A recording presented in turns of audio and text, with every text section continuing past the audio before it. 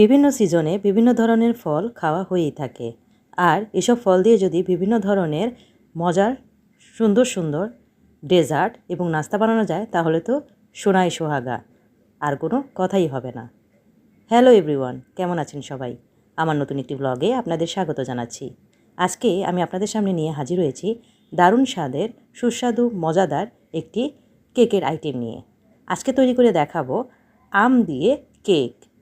আমরা আমকে বিভিন্নভাবেই খেয়ে থাকি, কিন্তু আম দিয়ে কেক কি কখনো খেয়েছেন? না খেয়ে থাকলে আজকে খেয়ে দেখবেন আমার রেসিপির মাধ্যমে কেমন লাগে। আশা করছি আপনাদের ভালো লাগবে। আমার ভিডিওর মাধ্যমে আমি আপনাদের আজকে দেখাই দেওয়ার চেষ্টা করব আম দিয়ে কিভাবে সুন্দর একটি মজার কেক তৈরি করা যায়। তো চলুন শুরু করা যাক আজকের রেসিপি। আমার রেসিপির জন্য এখানে আমি নিয়েছি দুটি মাঝারি সাইজের আমগুলোকে আমি ধুয়ে পরিষ্কার করে নিয়েছি। এখন এগুলোর উপরের চামড়াগুলো আমি ছিলে নিয়েছি। এখন এই আমগুলোকে আমি একটি স্ট্রেনারে দিয়ে চেলে নিচ্ছি। আপনারা চাইলে এ পর্যায়ে আমগুলোকে কেটে ব্লেন্ডারে ব্লেন্ড করেও নিতে পারেন। আমি স্ট্রেনারে চেলে নিচ্ছি একটি স্মুথ পাল্প বের করার জন্য।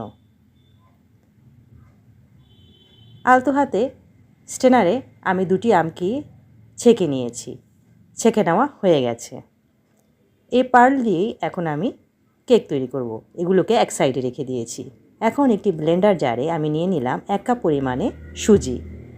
তার সাথে এখন আমি দিয়ে দিচ্ছি হাফ কাপ পরিমাণে চিনি। আমার আমগুলো যেহেতু একটু মিষ্টি, তাই এখানে আমি চিনিটা ব্যালেন্স করে দিয়ে দিচ্ছি। আপনারা চাইলে চিনির পরিমাণ বাড়িয়ে অথবা কমিয়ে নিতে পারেন। এই সুজি এবং চিনিকে আমি ব্লেন্ডারে ব্লেন্ড করে নিয়েছি। ব্লেন্ড করা হয়ে গেলে এখন এগুলোকে আমি আমের পিউরির সাথে মিশিয়ে নিচ্ছি। সাথে দিয়ে দিচ্ছি গুঁড়া দুধ 1 টেবিল চামচ পরিমাণে, দিয়ে দিচ্ছি বেকিং পাউডার 1 টেবিল চামচ পরিমাণে এবং বেকিং সোডা হাফ টেবিল চামচ পরিমাণে। সবগুলো শুকনো উপকরণের সাথে এখন আমি আমের এই পার্লকে ভালোভাবে মিশিয়ে নিচ্ছি।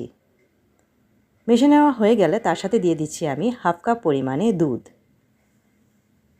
এখানে নর্মাল টেম্পারেচারে রাখা দুধটি আমি মিশিয়ে নিচ্ছি। এখানে দুধটি গরমও না আবার ঠান্ডাও না। আপনারাও চেষ্টা করবেন দুধগুলো এভাবে মেশানোর জন্য। হাফ কাপ দুধগুলো মেশানোর পর দেখতেই পাচ্ছেন খুব সুন্দর ব্যাটার রেডি হয়ে গেছে।